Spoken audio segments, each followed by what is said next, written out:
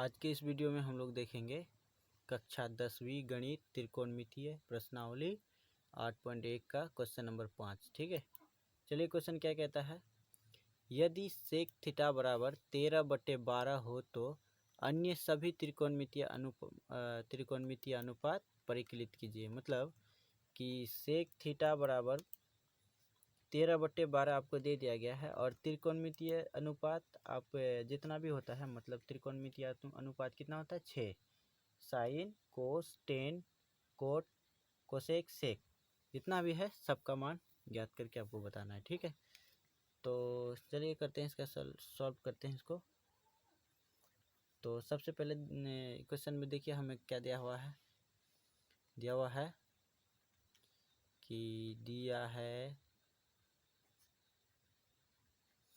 सेक, क्या दिया है, सेक थीटा बराबर 13/12। ठीक है, और हम लोग पहले से जानते हैं कि सेक थीटा बराबर क्या होता है h/b फॉर्मूला। ठीक है, यानी h/b, इसका मतलब हुआ कि b का मान है 12 और h का मान क्या है 13। तो अब देखिए h होता है, b होता है और इसके साथ एक और चीज़ और होता है, उसका नाम है p यानी कि परपेंडिकुलर। ठीक है, h यानी हाइपोटेनस जिसको कर्ण कहा जाता है, b यानी बेस जिसको हम लोग कहते हैं आधार, और p यानी कि परपेंडिकुलर जिसे हम लोग कहते हैं लंब। ठीक है, तो इसमें दो चीज़ पता है हमें, आधार और कर्ण पता है, लेकिन हमें लंब नहीं पता है। तो चलिए लंब निकाल लेते हैं, लंब का मान। तो लंब का मान निकालने के लिए हमें पाइथागोरस प्रमेय का सहायता लेना पड़ेगा। तो पाइथागोरस प्रमेय का सहायता लेना पड़ेगा, तो देखते हैं क्या कहता है पाइथागोरस प्रमेय। पाइथागोरस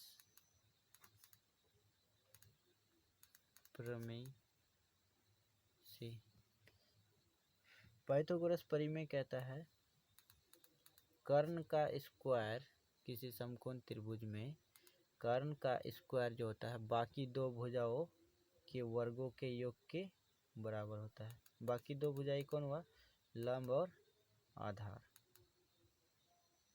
ठीक है, अब यहाँ पे देखिए पहले जो मान जिसका मान हमें पता होता है उसको एक साइड कर लेते हैं। जैसे अब यहाँ पे देखिए पहले इसको बैठा देते हैं, कर्ण को हम लोग हाइपोटेनस बोलते हैं यानी h हो गया, लंब को परपेंडिकुलर यानी p हो गया, और आधार को बेस यानी कि b हो गया। अब हमको निकालना क्या है p, तो जिसको निकालना है उसको एक साइड रखेंगे और जिसको पता है उसको एक साइड में रखेंगे। तो ये हो गया। अब हमें निकालना है p, तो पहले जिसका मान पता है उसको एक साइड में कर लेते हैं। h का मान पता है और b का मान पता है। ठीक है, p का मान हमें क्या करना है, निकालना है।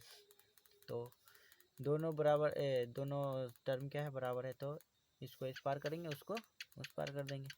p स्क्वायर बराबर h स्क्वायर घटा b स्क्वायर, p इधर स्क्वायर हटाएंगे तो इधर आके रूट चढ़ जाएगा। ठीक है, अब देखिए हमें p का तो मान निकालना है ना, लेकिन h का मान तो पता है, h का मान 13 है और b का मान 12 है। h का मान है 13 और b का मान कितना है 12। अब देखिए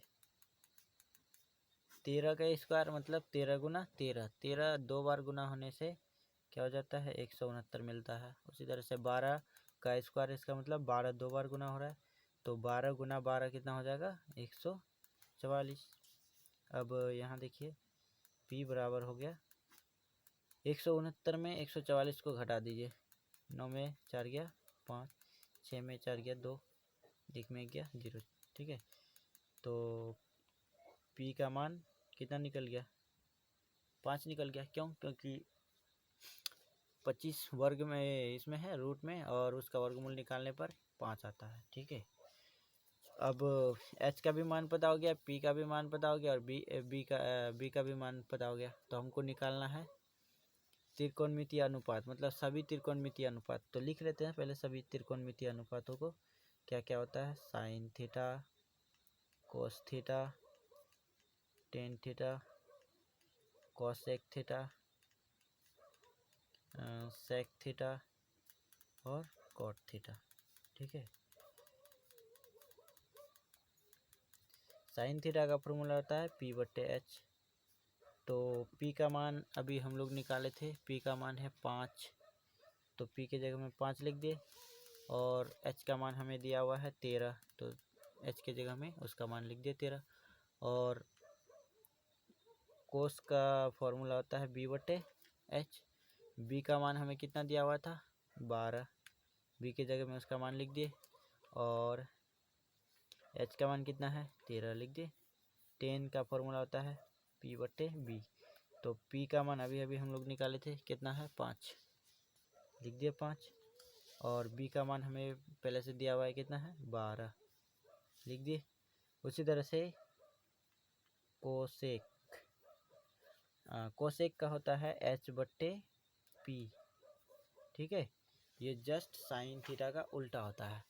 तो अब देखिए H का मान कितना है, 13, लिख दे।